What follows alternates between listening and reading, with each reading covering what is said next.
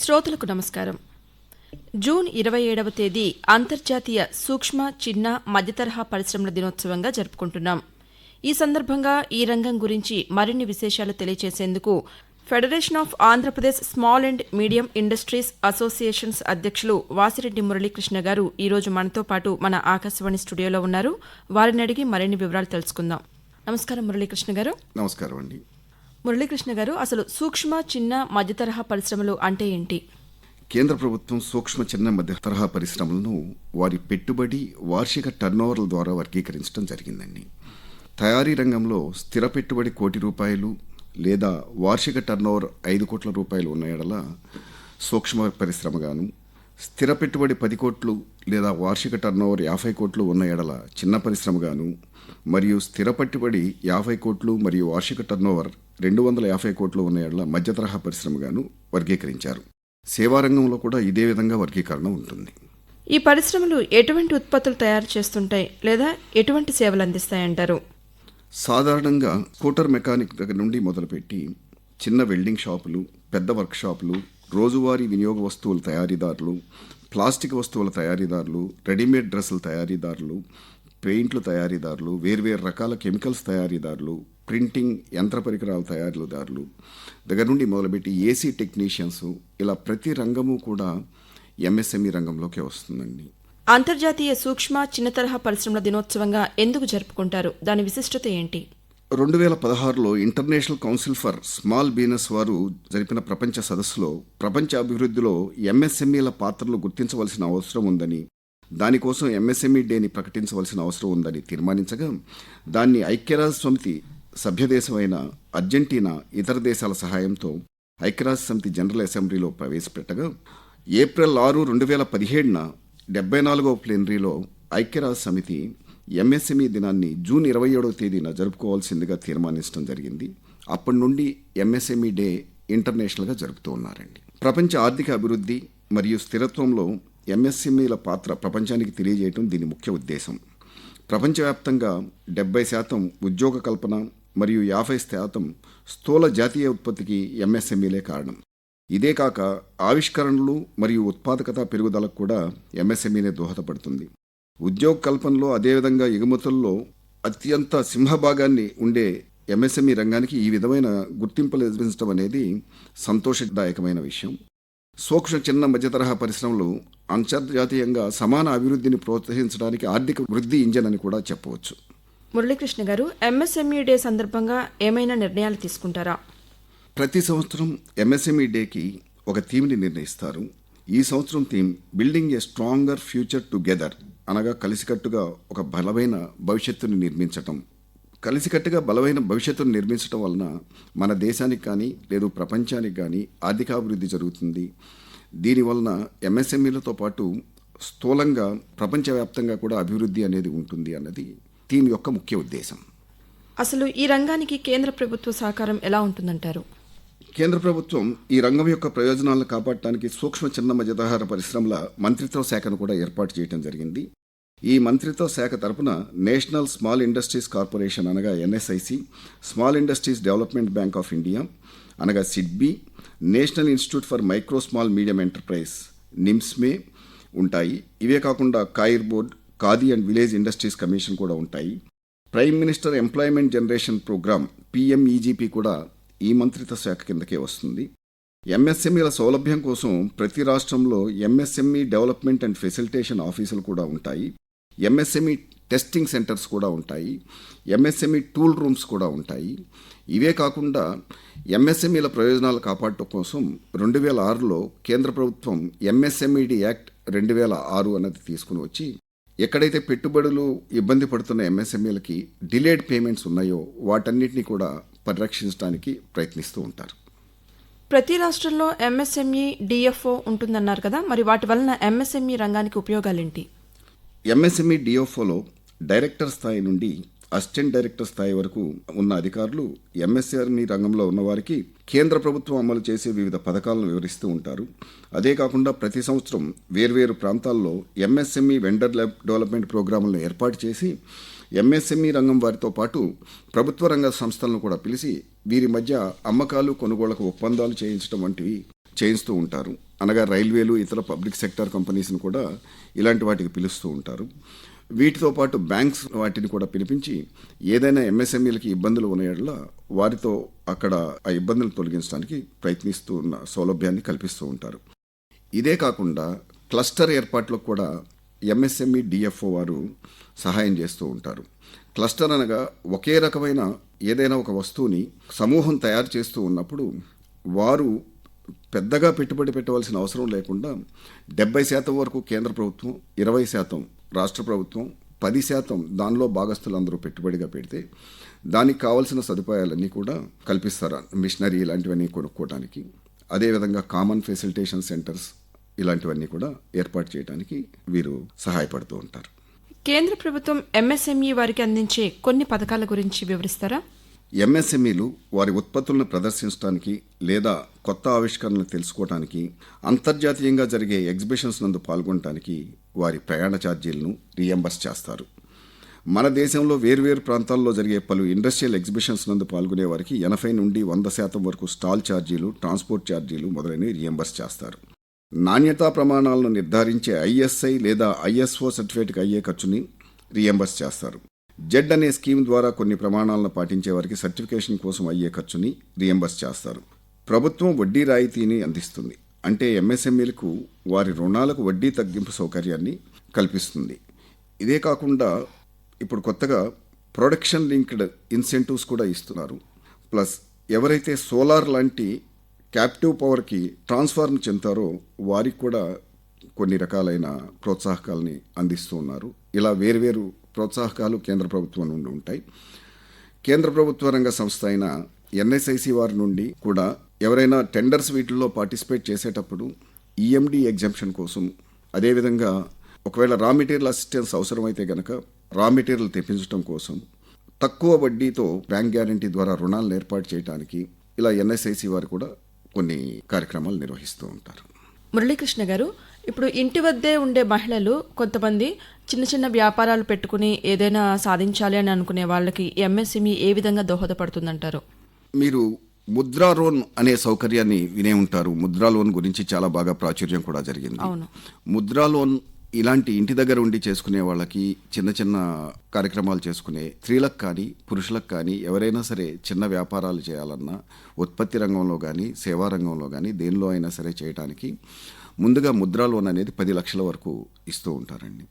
ఈ ముద్రా లోన్స్ ఇచ్చిన తర్వాత దీన్ని చక్కగా సమయానికి పేమెంట్ చేస్తే కనుక వారికి మళ్ళీ తర్వాత ఒకవేళ సంస్థని పెద్దది చేసుకోవాలంటే సిజిటిఎంఎస్సి అనే స్కీమ్లో 5 కోట్ల వరకు కూడా ఇప్పుడు రుణ సౌకర్యం లభించే అవసరం ఉంది. 5 కోట్ల రుణంతో 10 లక్షల నుండి పెద్ద వ్యాపారాన్ని చేసుకోవడానికి కూడా అవకాశం ఉంటుంది.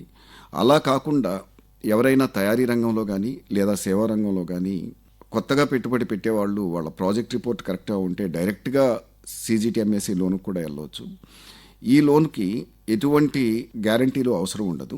కేంద్ర ప్రభుత్వం కొంత ఫండ్ ఏర్పాటు చేసి మనం తీసుకునే లోన్ మీద కొంత పర్సంటేజ్ మన దగ్గర ఫీజు కింద కలెక్ట్ చేసి ఏదైనా డిఫాల్ట్ జరిగితే బ్యాంకులకు ఆ ఫండ్ నుండి రీఎంబర్స్మెంట్ ఇవ్వటం వలన ఇది బ్యాంకులకు కూడా ప్రోత్సాహకరంగా ఉంటుంది. అదేవిధంగా ఎంఎస్ఎంఈ రంగంలో కొత్తగా వచ్చేవారికి కూడా ప్రోత్సాహకరంగా ఉంటుంది.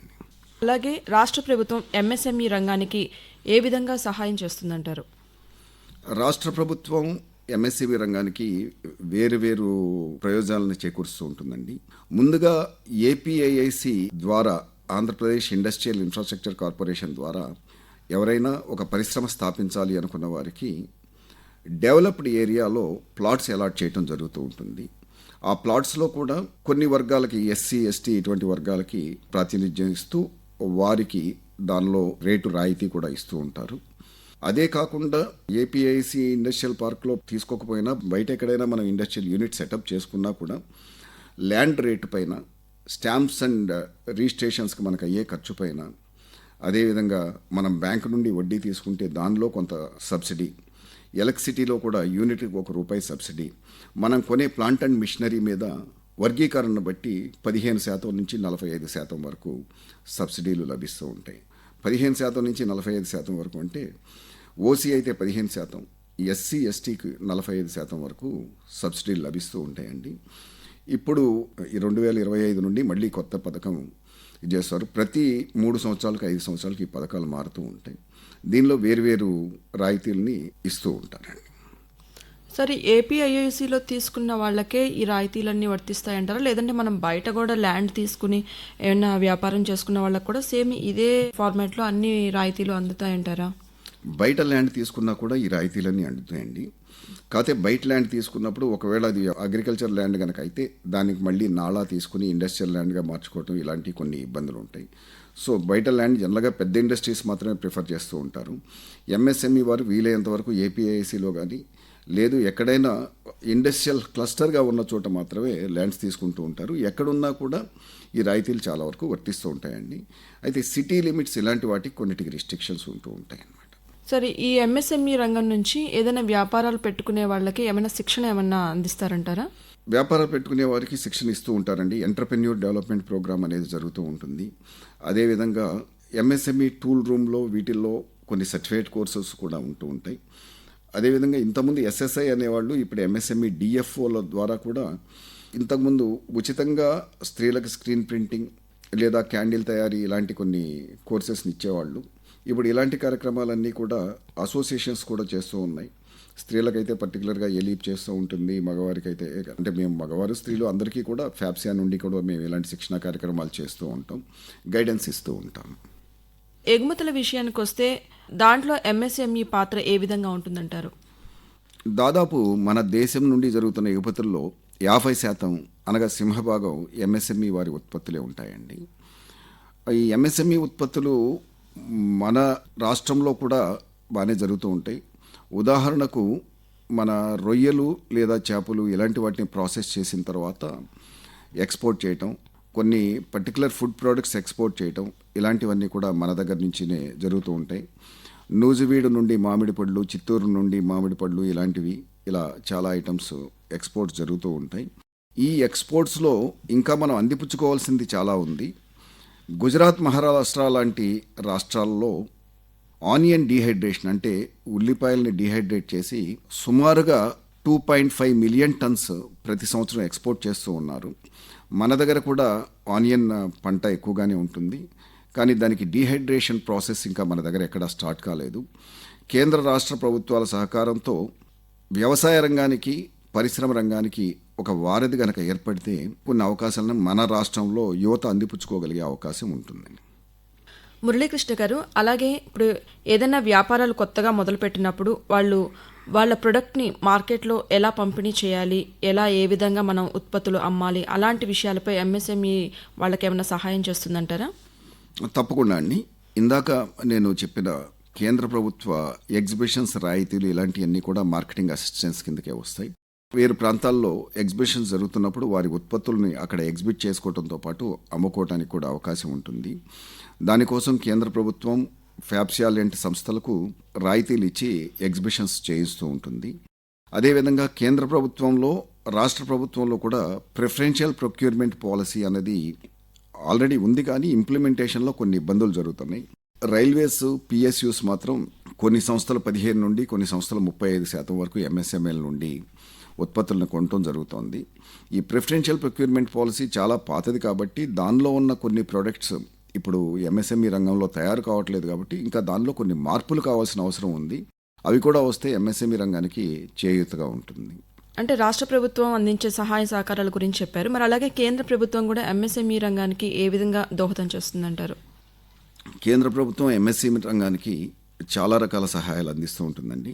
ఇప్పుడు కొత్తగా కేంద్ర ప్రభుత్వం రాష్ట్ర ప్రభుత్వాల ద్వారా ర్యాంప్ ప్రోగ్రామ్ అని చెప్పి raising and acceleration programme for MSMEs అన్న ప్రోగ్రామ్కి మన రాష్ట్రానికి కూడా నిధులు కేటాయించడం జరిగింది. ఈ నిధుల ద్వారా ఎంటర్‌ప్రెన్యూర్ స్కిల్ డెవలప్మెంట్ ప్రోగ్రామ్స్, అదేవిధంగా ఇంటెలెక్చువల్ ప్రాపర్టీ కొనుక్కునే విధానము ఇలాంటి వాటన్నిటిని కూడా ర్యాంప్ ప్రోగ్రామ్ ద్వారా జరుగుతుంది. దీని గురించి నేను కొంత వివరణాత్మకంగా మీరు చెప్తాను.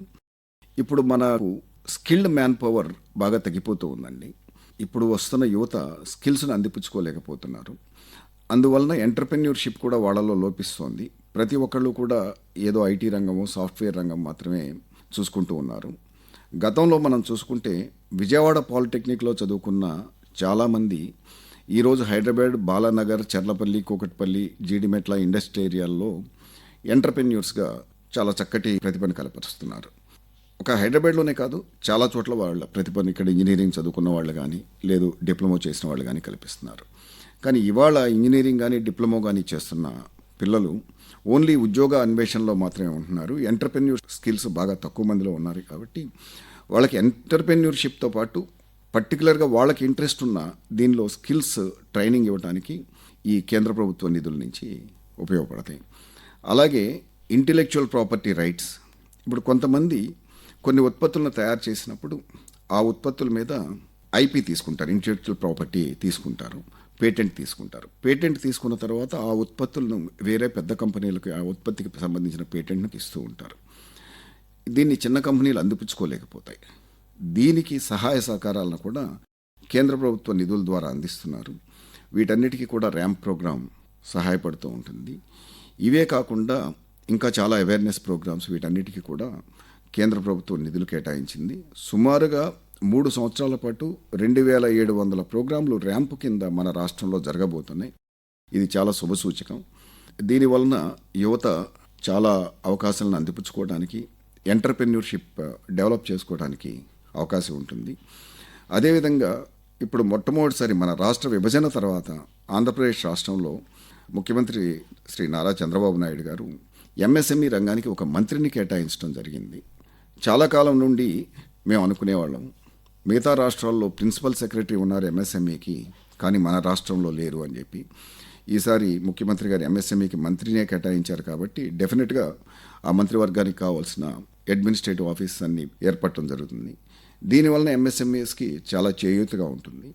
కారణం ఏంటంటే భారీ పరిశ్రమలు, చిన్న పరిశ్రమలకి ఒకే మంత్రిత్వ శాఖ ఉన్నప్పుడు సదరు మంత్రి గారిని మేము కలవటానికి కానీ, సదరు సెక్రటరీ గారిని మేము కలవటానికి కానీ కొద్దిగా ఇబ్బందులు ఏర్పడుతూ ఉంటాయి. ఇప్పుడు ఎంఎస్ఎంఈకే ఒక మంత్రి ఉన్నప్పుడు, మాకు డైరెక్ట్గా వారితో కాంటాక్ట్ ఉన్నప్పుడు మాకున్న కొన్ని ఇబ్బందులను వారికి డైరెక్ట్గా తెలియపరచడం కానీ, అదేవిధంగా వారు కూడా ఎంఎస్ఎంఈ రంగం మీద పూర్తిగా దృష్టి పెట్టడం కానీ జరగటం వలన ఆంధ్రప్రదేశ్ రాష్ట్రంలో ఎంఎస్ఎంఈ రంగం మంచి అభివృద్ధి సాధిస్తుందని మేము అనుకుంటున్నాం. సార్, అసలు ఫ్యాప్సీ అంటే ఏంటి? దాని గురించి తెలియచేయండి. Federation of Andhra Pradesh small and medium industries associations అనేది ఓన్లీ ఎంఎస్ఎంఈ రంగం కోసం పనిచేయడానికి 1986లో ఏర్పడిన సంస్థ. అంటే ఆంధ్రప్రదేశ్లో ఉన్న ఎంఎస్ఎంఈలందరి ప్రయోజనాలను కాపాడటానికి ఈ సంస్థ పనిచేస్తూ ఉండేది. 2014 సంవత్సరంలో రాష్ట్ర విభజన జరిగిన అనంతరం ఈ federation of Andhra Pradesh small and medium industries అన్న పేరుతో మేము మళ్ళీ విజయవాడలో మా ఆఫీసును మొదలుపెట్టడం జరిగింది. తెలంగాణలో ఉన్న federation of Andhra Pradesh small and medium industries అన్నవారు వారి పేరు మార్చుకుని ఫెడరేషన్ ఆఫ్ తెలంగాణ ఇండస్ట్రీస్ ఫెడరేషన్గా మార్చుకున్నారు. ఇక్కడికి వచ్చిన తర్వాత మేము రాష్ట్ర ప్రభుత్వ సహకారంతో వేరువేరు కమిటీల్లో, కేంద్ర రాష్ట్ర ప్రభుత్వ కమిటీల్లో ఎంఎస్ఎంఈల తరపున మేము పనిచేస్తూ ఉంటాం. ఉదాహరణకు ఇందాక మీకు రాష్ట్ర ప్రభుత్వం మనకి ఇక్కడ ఇన్సెంటివ్స్ ఇస్తారు అని చెప్పామండి. ఈ ఇన్సెంటివ్స్ స్క్రూటినీ చేయటం, అదేవిధంగా ఇన్సెంటివ్స్ రిలీజ్ చేయడానికి జిల్లా వ్యాప్తంగా కమిటీలు ఉంటాయండి. జిల్లా కలెక్టర్ గారు దానికి చైర్మన్గా ఉంటారు. District industries centre DIO, district industries officer లేదా జిఎండిఐసి అంటారు, వారు దానికి కన్వీనర్గా ఉంటారు. దీనిలో ఎంఎస్ఎంఈలకి ఎలాంటి ఇబ్బందులు కలగకుండా వారి ప్రయోజనాలను కాపాడటానికి ఎంఎస్ఎంఈల తరఫున మేము కూడా ఒక మెంబర్గా ఉంటాము. ఈ స్క్రూటినీ చేసే దగ్గర కానీ, లేదు ఇన్సెంటివ్స్ రిలీజ్ చేసే దగ్గర కానీ మేము చేస్తూ ఉంటాం. అదేవిధంగా central institute of tool designing అని హైదరాబాద్లో ఉంది. అది ఎంఎస్ఎంఈ టూల్ రూమ్ కూడా అంటారండి.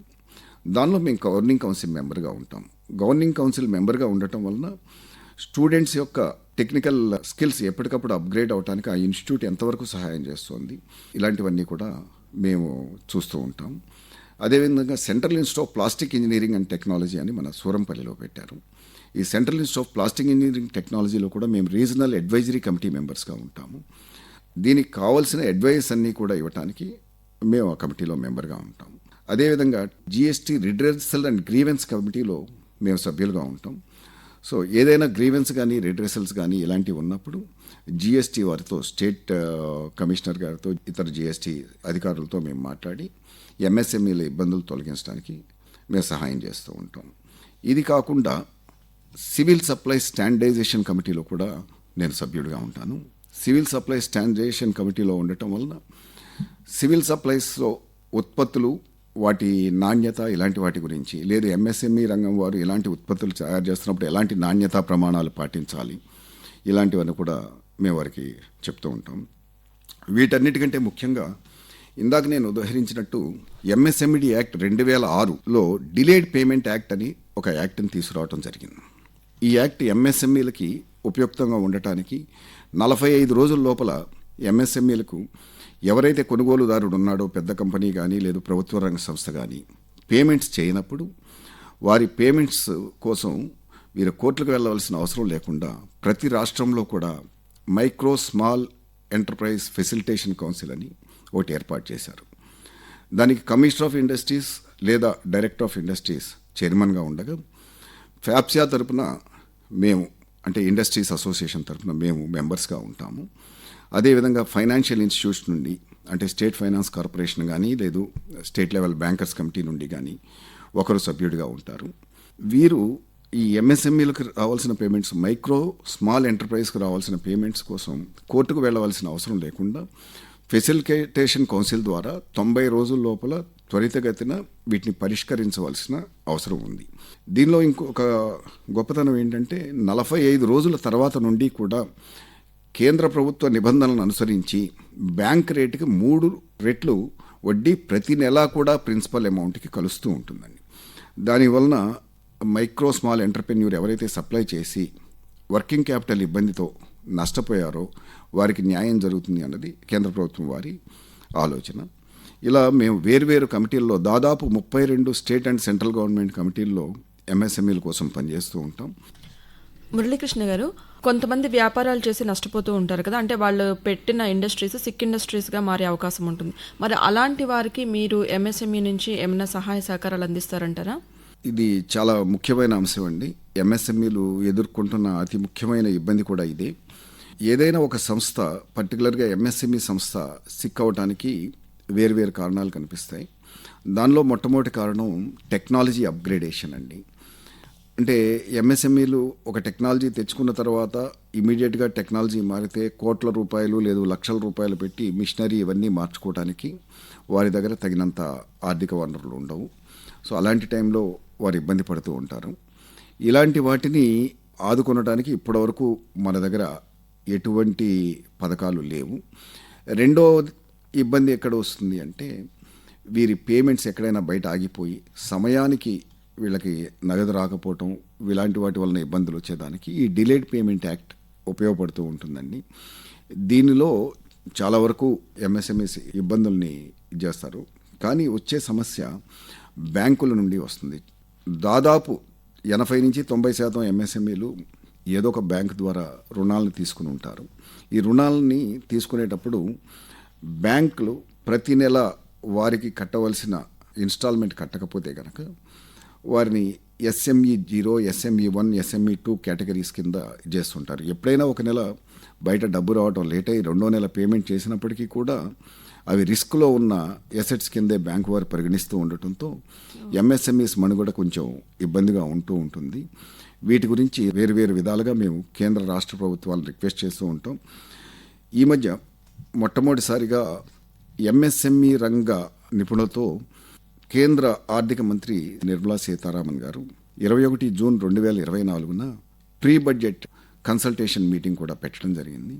ఈ కన్సల్టేషన్ మీటింగ్లో దాదాపు మన దేశవ్యాప్తంగా 15 ఎంఎస్ఎంఈ అసోసియేషన్స్ని పిలవడం జరిగింది.